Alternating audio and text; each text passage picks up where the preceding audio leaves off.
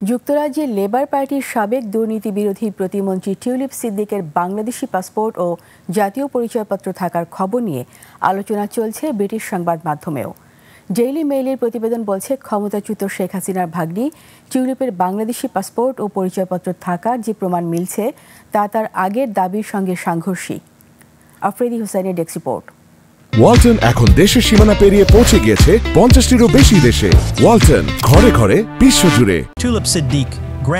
Tulip Rizwana সিদ্দিকের বাংলাদেশের নাগরিকত্ব থাকার বিষয়টি নিয়ে অনুসন্ধানী প্রতিবেদন প্রকাশ করেছে দেশ বিদেশের বিভিন্ন গণমাধ্যম।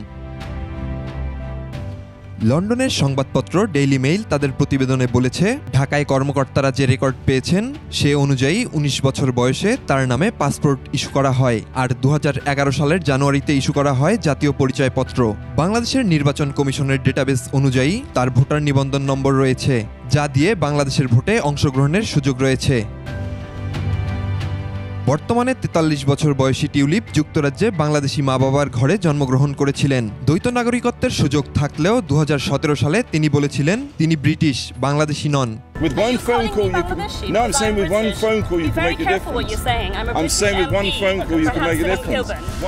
ডেইলি মেইল বলছে, বাংলাদেশের দুর্নীতি দমন কমিশনের চেয়ারম্যান মোহাম্মদ আব্দুল মোমেন টিউলিপের নামে ইস্যু হওয়া বাংলাদেশি পাসপোর্ট ও জাতীয় পরিচয়পত্র আসল। তবে টিউলিপের একজন মুখপাত্র দাবি করেছেন, বাংলাদেশের কর্তৃপক্ষ কোনো বিশ্বাসযোগ্য প্রমাণ উপস্থাপন না করেই রাজনৈতিক উদ্দেশ্যপ্রণোদিত অপপ্রচার চালাচ্ছে।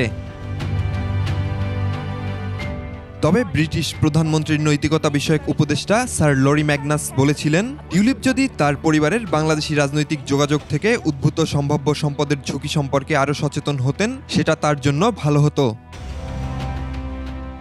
শেখ হাসিনা ও তার দল আওয়ামী লীগের ঘনিষ্ঠ এক ডেভেলপারের কাছ থেকে লন্ডনে ৭ লাখ পাউন্ড দামের একটি ফ্ল্যাট উপহার পাওয়ার খবর নিয়ে সমালোচনার মধ্যে গত জানুয়ারিতে সিটি মিনিস্টার পদ থেকে ইস্তফা দেন Tulip Siddiq. 350 million pounds that you kept talking about. Afridi Hossain, 21 television.